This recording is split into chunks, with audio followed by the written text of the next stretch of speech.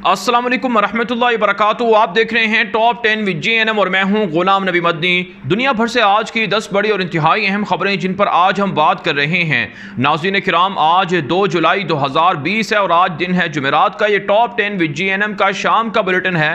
खबरों का सिलसिला आगे बढ़ाने से पहले आपसे गुजारिश है कि अगर आपने अभी तक हमारा दूसरा YouTube channel Ghulam Nabi Madani subscribe नहीं किया, उसे सब्सक्राइब कर लें, क्योंकि बहुत सी वीडियोज़ ऐसी होती हैं जो आप हमारे दुनिया में आगे यूट्यूब चैनल पर नहीं देख सकते, वो आप हमारे दूसरे YouTube चैनल पर जाकर देख सकते हैं। बहरहाल नाज़रीन किराम, खबरों का सिलसिला शुरू कर लेते हैं। जो आज की पहली बड़ी खबर है ये पाकिस्तान से है। भारत ने पाकिस्तान के खिलाफ जाली प्रोपेगेंडा किया। कल भारत ने यह कहा कि पाकिस्तान ने 20 से 25 हज़ार फौजें लद्दाख के अंदर भेज दी हैं। गिलगित बल्तिस्तान में इजाफी फौज पाकिस्तान ने मुतय्यन की है, जो इस बात की तरफ इशारा है कि लद्दाख के अंदर चीन और भारत के मबैन जो लड़ाई है उसमें पाकिस्तान भी चीन का साथ दे रहा है। साथ साथ भारतीय मीडिया ने कल ये प्रोपेगेंडा किया कि पाकिस्तान ने स्कर्दू के अंदर जो फौजी एयरबेस है वो चाइना को दे दिया है और चाइना वो फौजी एयरबेस इस्तेमाल कर रहा है। नाज़रीन किराम, भारत के इस प्रोपेगेंडे का मकसद और हदफ ये था कि पाकिस्तान के खिलाफ नाकाम जारियत कर दी जाए, क्योंकि पाकिस्तान चीन का साथ दे रहा है और आलमी सतह पर पाकिस्तान को बदनाम किया जाए। लेकिन पाकिस्तान की फ़ौज के तर्जुमान ने आज इस हवाले से भारतीय प्रोपेगेंडे का जवाब दिया है। उन्होंने कहा कि झूठी और मनगढ़ंत बातें हैं। पाकिस्तान की मामूल के मुताबिक फ़ौजें गिलगित बल्तिस्तान लद्दाख में मौजूद हैं, लेकिन और इसके साथ साथ उन्होंने कहा कि स्कर्दू का फ़ौजी एयरबेस भी पाकिस्तान ही के ज़ेर इस्तेमाल है। चाइनीज़ फ़ौजी दस्ते न स्कर्दू एयरबेस पर मौजूद हैं, न पाकिस्तान ने ये फ़ौजी एयरबेस स्कर्दू ये चाइना के हवाले किया है। नाज़रीन किराम, आप जानते हैं पाकिस्तान की फ़ौज के तर्जुमान का ये बयान एक ऐसे मौके पर सामने आया है जब भारत की पिटाई हो रही है चीन की जानिब से। लेकिन आप जानते हैं, हम भी आपको मुसलसल बता रहे हैं कि पाकिस्तान और चीन के बैकडोर राबते हैं और पाकिस्तान भी चीन का जाहिर सी बात है इत्तेहादी है, साथी है, और पाकिस्तान और चीन की दोस्ती बड़े अरसे से है और लाजवाल है। और पाकिस्तान CPEC मनसूबा बना रहा है और उसका मरकज़ी जो एक तरह से कह सकते हैं जो हब है वो गिलगित बल्तिस्तान ही है, जिसके ख़िलाफ़ भारत ने जारियत की प्लानिंग की थी, जिसके जवाब में लद्दाख के अंदर चाइना ने अपनी फ़ौजें उतारी हैं। तो डिप्लोमेटिक अंदाज में जो ये बयान सामने आया है, इससे आप समझ सकते हैं कि बैकडोर भारत के मुखालिफ में या भारत के ख़िलाफ़ पाकिस्तान चीन के साथ क्या क्या राब्ते कर रहा है और क्या क्या हिमायत और मदद की जा रही है। आगे बढ़ लेते हैं काम। जो आज की दूसरी बड़ी खबर है ये पाकिस्तान, अमेरिका और अफगानिस्तान के ताल्लुकात के हवाले से है। ज़ल्म खलीलज़ाद जो अमेरिकी सदर डोनाल्ड ट्रंप के अफगानिस्तान के हवाले से इंतहाई अहम मुशीर हैं, उन्होंने दौरा किया है पाकिस्तान के army chief general Qureshi Bajwa से और पाकिस्तान के वज़ीर ख़ारजा शाह महमूद कुरैशी से और दीगर ओहदेदारों से उन्होंने मुलाकात की है। अमरीकी वफ़द ने अपने दौरे के दौरान अमरीकी सदर डोनाल्ड ट्रंप का पैगाम भी पहुँचाया कि पाकिस्तान का अफगानिस्तान में क़याम अमन के हवाले से किरदार काबिल तारीफ़ है। अमरीका इस पर शुक्रगुजार भी है पाकिस्तान का। साथ साथ ट्रंप का पैगाम पहुंचाया कि 2020 का इलेक्शन आ रहा है, नवंबर से पहले पहले अमरीकी फ़ौजी इनखला होना चाहिए और साथ साथ इंटर अफगान मुज़ाकरात में पाकिस्तान ताउन करे और तालिबान के साथ पाकिस्तान के अच्छे ताल्लुकात हैं, इसलिए अमरीकियों के साथ है पहले जो एग्रीमेंट हुआ है इसमें भी पाकिस्तान ही का मरकज़ी किरदार रहा है और आइंदा के जो मामलात हैं ये भी पाकिस्तान अच्छे तरीके से डील करे। साथ साथ नाज़रीन किराम, पाकिस्तान के आर्मी चीफ ने और पाकिस्तान के खुफिया इदारों ने ज़ल्म खलीलज़ाद के ज़रिए से अमेरिका को पैगाम पहुंचाया है कि भारत के अफ़गानिस्तान के अंदर जो ठिकाने और मराकज़ हैं उनके ख़िलाफ़ अमेरिका भी कार्रवाई करे और पाकिस्तान का साथ भी दे। हम आपको मुसलसल अपडेट कर रहे हैं कि जितने भी दहशत गर्दों के मराकज़ हैं अफ़गानिस्तान के अंदर, रॉ के हेड क्वार्टर और मराकज़ जो भारत चलाता है, उन सब को पाकिस्तान की फ़ौज तबाह कर रही है और भारत को अफ़गानिस्तान के अंदर रुसवाई का सामना करना पड़ रहा है। आगे बढ़ लेते हैं काम। जो आज की तीसरी बड़ी खबर है यह अफ़गानिस्तान से है। तालिबान की मुख्तलिफ कार्रवाइयाँ जारी हैं। नंगरहार के अंदर तालिबान ने 11 के करीब काबुल इंतज़ामिया के फ़ौजी मार डालने का दावा किया है। काबुल इंतज़ामिया की जानिब से जो खबरें चल रही हैं उसमें भी तालिबान को शहीद करने का दावा सामने आया है। दूसरी जानिब सुबह वर्दक है जहाँ पर तालिबान तर्जुमान ज़बीहुल्लाह मुजाहिद के मुताबिक 69 शहरी आबादी को टारगेट किया गया है, जिसमें 3 बच्चे शहीद हुए हैं और कई शहरी ज़ख्मी भी हुए हैं। साथ साथ नाज़रीन किराम, आज तालिबान के सामने सरेंडर करने वालों की तादाद 26 से ज़ायद बताई जा रही है। इतला सामने आ रही हैं कि मुख्तलिफ सूबों में तालिबान की झड़पें जारी हैं और कई चौकियाँ भी तालिबान ने फतह की हैं। नाज़िर-ए-किराम, अशरफ गनी के ज़राए ये बता रहे हैं कि इस एतवार को तालिबान कैदियों की रिहाई के हवाले से इंतहाई अहम फैसला होगा।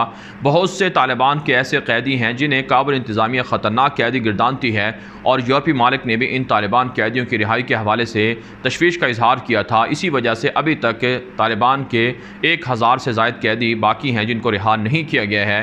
तो इस हवाले से एतवार को फैसला हो जाएगा, जबकि अक़वाम मुत्तहिदा और इसी तरह से दीगर इदारे और ज़राए बता रहे हैं कि अमरीका और तालिबान के बैन जो एग्रीमेंट के एक शर्त थी इंटर अफ़गान मुज़ाकरात की, वो इसी महीने शुरू हो जाएगी। दूसरी जानिब काम तालिबान के ख़िलाफ़ पेंटागन ने आज दावा किया था कि अलकायदा के साथ तालिबान के ताल्लुकात हैं। इस पर तालिबान की इमारत इस्लामिया ने एलामिया जारी करते हुए अमेरिका के और पेंटागन के इस प्रोपेगेंडे को मुस्तरद कर दिया। आगे बढ़ लेते हैं यहाँ से काम जो आज की चौथी बड़ी खबर है, ये चीन और भारत के बैन जारी लद्दाख के अंदर तनाज़े के हवाले से है। नाज़िर काम, भारत ने स्पेशल यूनिट फोर्स के जो फ़ौजी कमांडर हैं भारतीय, उनको लद्दाख के अंदर रवाना करने का हुक्म दिया है। यही वो फ़ौज है स्पेशल फोर्स भारत की जो पाकिस्तान के ख़िलाफ़ 2017 में सर्जिकल स्ट्राइक में लड़ती रही है और कामयाबियाँ भी समेटी हैं। भारतीय मीडिया ये दावा कर रहा है और भारत मुसलसल चीन के मुकाबले में लद्दाख में फ़ौजें बढ़ा रहा है। इतलात सामने आ रही हैं कि 50 से 60 हज़ार के लगभग फ़ौजें हो चुकी हैं और स्पेशल कमांडो फ़ौज को भी अब चाइना के मुकाबले में भारत लद्दाख में रवाना कर रहा है। इसका वाज़ेह मतलब है कि आने वाले दिनों में चीन और भारत के बैन किसी बड़ी जंग की तैयारियां जारी हैं। इसके अलावा नाज़िर-ए-किराम, इतलात सामने आ रही हैं कि भारतीय दिफाई इदारों की आज एक इंतहाई अहम मीटिंग हुई है, जिसमें भारत के जो फ़िज़ाई इदारे हैं या फ़िज़ाई जहाज़ हैं या जंगी जहाज़ हैं, उनके नाकारा होने पर तशवीश का इजहार किया गया है। नाज़िर-ए-किराम, दुनिया मेरे आगे यूट्यूब चैनल पर हमने आपको आज से 5-6 रोज़ पहले ख़बर दी थी कि भारत की फ़िज़ाइया इंतहाई नाकारा है, उसके पास जहाज़ नहीं है लड़ने के लिए और वो राफ़ेल तैयारों के इंतज़ार में 26 जुलाई तक के इंतज़ार कर रहे हैं। और इसी तरह से रूस से भी MiG-29 और दीगर तैयारे ख़रीदने का मुआहिदा अभी चंद दिन पहले ही सामने आया है।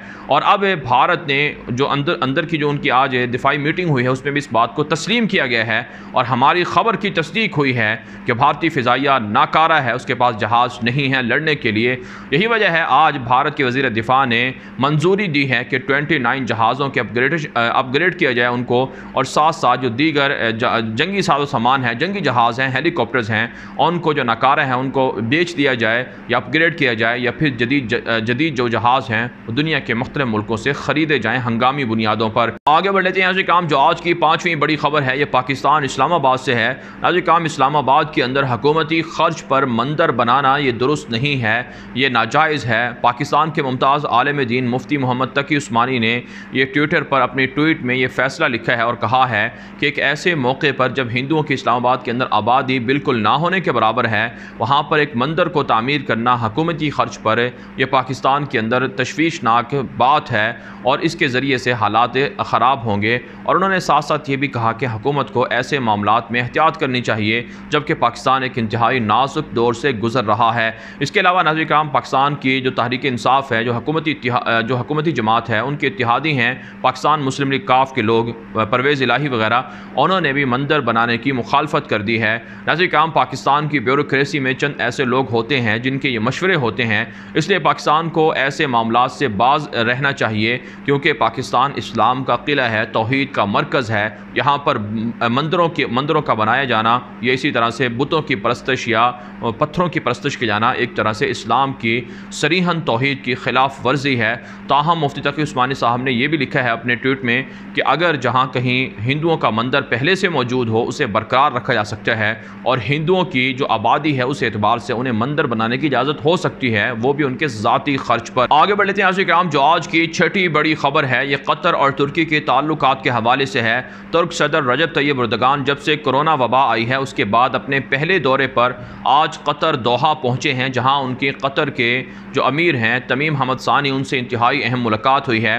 तुर्की के सदर रजब तैयब एर्दोगान के साथ उनके वफद में न सिर्फ तुर्की के इंटेलिजेंस चीफ उनके साथ शामिल हैं बल्कि तुर्क वज़ीर ख़जाना, वज़ीर दिफ़ा समेत दीगर अहदेदार शामिल हैं। तुर्की और कतर के ताल्लुकात मजबूत हो रहे हैं, बाहमी उमूर पर गुफ्तगू हुई है, साथ साथ अस्करी, दिफाई, माशी और दीगर माहिदों पर भी दस्तखत किए। काम तुर्की का फौजी अड्डा कतर के अंदर मौजूद है और तुर्की शुमाली इराक के अंदर और शाम के अंदर जो जंगी कार्रवाइयाँ कर रहा है, लीबिया के अंदर जो जंगी कार्रवाइयाँ कर रहा है, इसमें कतर और तुर्की दोनों का आपस में मशवरा भी शामिल है और कतर की जानिब से तुर्की की माशी ज़रूरियात को पूरा करने के लिए अरबों डॉलर उनके मरकज़ी बैंक के अंदर भी रखवाए गए हैं। इसके अलावा नाज़रीन किराम, तुर्की से खबर सामने आ रही है कि आया सोफिया को मस्जिद बनाया जाए, चर्च बनाया जाए। इस हवाले से तुर्क अदालत ने 2 हफ्तों के अंदर इंतहाई अहम फैसला सुनाने का ऐलान किया है।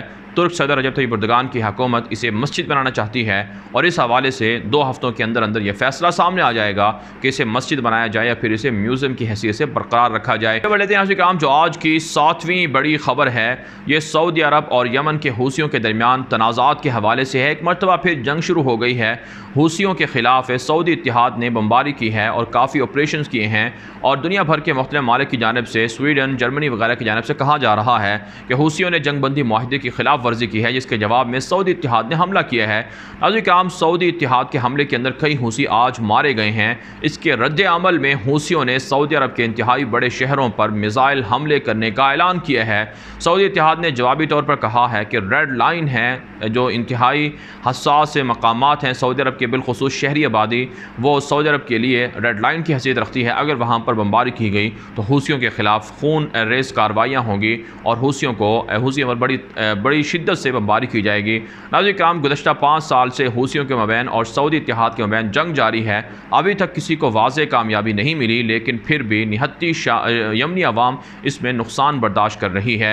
आगे बढ़ लेते हैं नाज़रीन किराम, जो आज की 8वीं बड़ी खबर है, ये इराक, शाम और इसी तरह से लीबिया के मामलात के हवाले से है। नाज़रीन किराम, अमरीका की जानिब से इराक से शाम के अंदर एक नया फ़ौजी दस्ता रवाना किया गया है। एक दिन पहले गुज़श्ता रोज़ आपको हमने बताया था कि तुर्क सदर रजब तय्यिप एर्दोगान, व्लादिमीर पुतिन रूसी सदर और इसी तरह से ईरानी सदर हसन रूहानी के मबैन सूरिया यानी शाम के मामले पर वीडियो लिंक के ज़रिए से एक इंतहाई अहम इजलास हुआ था, जिसमें जंगबंदी हवाले से गौर व फिक्र किया गया था। लेकिन अब अमरीका अपनी फ़ौजें इराक से दोबारा शाम पहुँचा रहा है। इसका वाज़ेह मतलब है कि अमरीका बशार अल असद को हटाना नहीं चाहता। यही वजह है फ़ॉरेन पॉलिसी के अंदर आज एक कॉलम भी छपा है, मजमून छपा है, जिसमें कहा गया कि ट्रंप की पॉलिसियों से बशार अल असद को ज़्यादा तक़वियत मिली है और वहाँ शामी अवाम की जो मुश्किलात हैं, बिलखुसूस माशी मुश्किलात में ज़्यादा इजाफा हुआ है। इसके अलावा नाज़रीन किराम, इतलात सामने आ रही हैं कि लीबिया के अंदर भी झड़पें जारी हैं और वहाँ लीबिया के अंदर फ़्रांस का जो किरदार है उस पर तुर्की ने तशवीश का इजहार किया है। तुर्क वज़ीर ख़ारजा की जानिब से फ़्रांस को एक मरतबा फिर माफ़ी का मुतालबा किया गया है कि समंदरी हदूद के अंदर उनके बाहरी जहाज़ को तुर्की ने रोका था। ये गलत खबर चलाई गई, इस पर फ़्रांस माफ़ी मांगे और फ़्रांस बागी हफ्तर को सपोर्ट करने से भी बाज रहे। आगे बढ़ लेते हैं नाज़रीन किराम, जो आज की 9वीं बड़ी खबर है, ये मिस्र से है। मिस्र के डिक्टेटर अब्दुल फत्ताह सीसी के ख़िलाफ़ एक मरतबा फिर मिस्र की आवाम मुश्तइल नज़र आ रही है।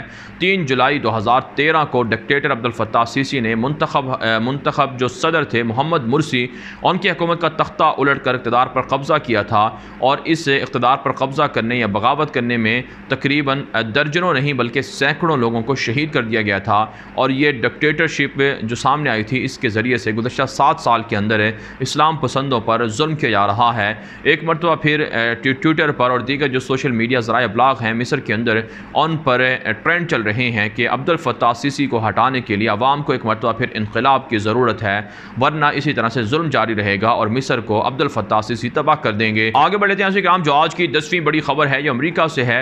अमरीकी इंतखाबात में इस मरतबा बड़ी धांधली हो सकती है। यही वजह है अमरीकी सदर डोनाल्ड ट्रंप के मद्दे मुकाबल जो बाइडन ने 600 से ज़ायद वकला की एक नई फ़ौज तश्कील दे दी है, टीम तश्कील दे दी है और साथ साथ दीगर जो रज़ाकार हैं उनको भी भर्ती कर लिया गया है, जो इंतखाबात में धांधली के हवाले से साजिशों पर नज़र रखेंगे और ट्रंप को धांधली करने से रोकेंगे। इतला सामने आ रही हैं कि अमरीका के अंदर मुज़ाहरे ताहाल जारी हैं। जो बाइडन इन मुज़ाहरों का फ़ायदा उठा रहे हैं और उनकी इंतखाबी मुहिम या कैंपेन अच्छी जा रही है और उनको ट्रंप पर वाज़े बर्तरी भी हासिल हो चुकी है। दूसरी जानब नाज़रीन किराम, मैक्सिको के अंदर 24 से ज़ायद लोगों को गोलियां मारकर कत्ल कर दिया गया है। मंशियात के हवाले से या मंशियात के आदी लोगों का एक क्लिनिक था, वहाँ पर यह हमला हुआ है। 6 जून को भी हमला हुआ था जिसमें 10 के करीब लोग मारे गए हैं। अमरीका के अंदर भी फायरिंग के वाक़यात रोज़ बरोज़ बढ़ते जा रहे हैं। बहरहाल नाज़रीन किराम, दुनिया भर से थी आज की 10 बड़ी खबरें। इन खबरों के हवाले से आपकी क्या राय है? अपनी राय कॉमेंट के जरिए से ज़रूर हम तक पहुँचाएँ। आज के लिए इतने ही, इजाज़त दीजिए। अल्लाह हाफ़िज़।